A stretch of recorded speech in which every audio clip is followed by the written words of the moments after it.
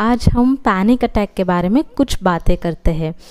कुछ लोग लिफ्ट में जाते हुए उन्हें अचानक से ऐसा लगता है कि वो ठीक से ब्रीथ नहीं कर पा रहे, ठीक से सांसें नहीं ले पा रहे। एंड कुछ लोग एक रस्सी को देखते हैं तो वो आंखें बंद कर लेते हैं और अपने दोस्तों से बोलते हैं कि पहले इस रस्सी को मेरे आंखों के सामने से हटाओ।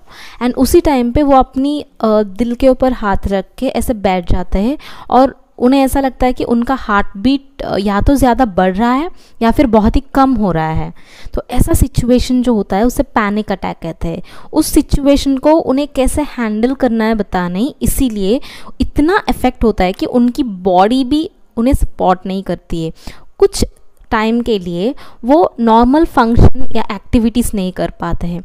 उसी टाइम पे हम कुछ प्रिकॉशंस को फॉलो कर सकते हैं, जैसे कि अगर आप कहीं लिफ्ट में अटक गए हो एंड आपको लिफ्ट में रहना बहुत ही डर लगता है, उस माहौल में जो कि लॉक्ड होती है, अगर आपको अकेले कमरे में रहने में भी बहुत ही प्रॉब्लम हो रही है, आपको डर लग रही है, आप सांसें नहीं ले पा रहे हो, तो उस टाइम पे पहले तो आपको ब्रीथ इन करनी चाहिए बहुत ही स्लोली एंड 5 to 1 आपको काउंट करनी चाहिए। और ब्रीथ इन भी आपको अपनी नोज से करनी चाहिए एंड ब्रीथ आउट करते वक्त आपको माउथ के साथ ब्रीथ आउट करनी चाहिए। ये टेक्निक बहुत ही इफ़ेक्टिव है। एंड हम सेकेंड टेक्निक के बारे में बात करते हैं जो कि बहुत ही इफ़ेक्टिव है, थेरेपी में यूज़ किया जाता है, जो कि इमेजिनरी टेक्निक होती है। आप उस टाइम पे ये भूलना ज़रूरी है कि आप लिफ्ट में हो या फिर कोई बंद कमरे में हो।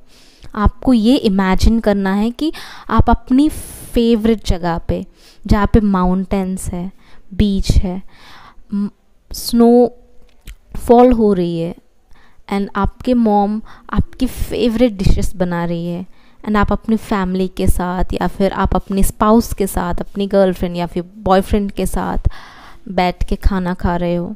ऐसा कोई भी प्लेसेस जहाँ पे आप कंफर्टेबल महसूस करते हो, उस प्लेसेस को इमेजिन करना है। ये हो गया सेकंड स्टेप।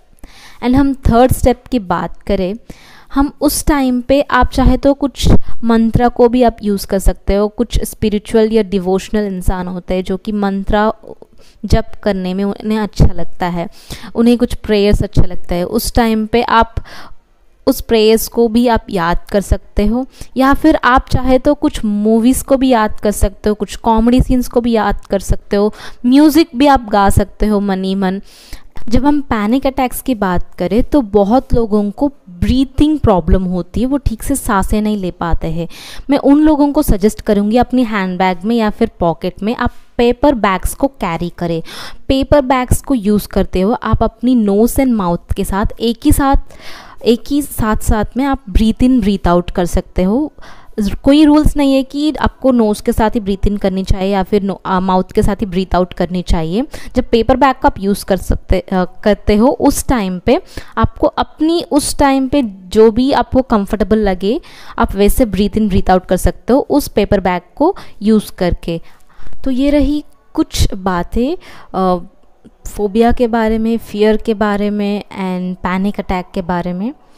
एक्चुअली ये सब कुछ एंग्जाइटी के अंडर आता है। जब भी आप वरी होते हो, जब भी आप एक्स्ट्रा टेंस होते हो, जब आपको चिंता होती है अपने फ्यूचर के बारे में या फिर आप बहुत ही दुखी हो अपने पास्ट के बारे में, किसी जगह से आपको डर लगता है या फिर किसी चीज़ से आपको डर लगता है, तो ये सब कुछ एंग्जाइटी के अंदर आता है।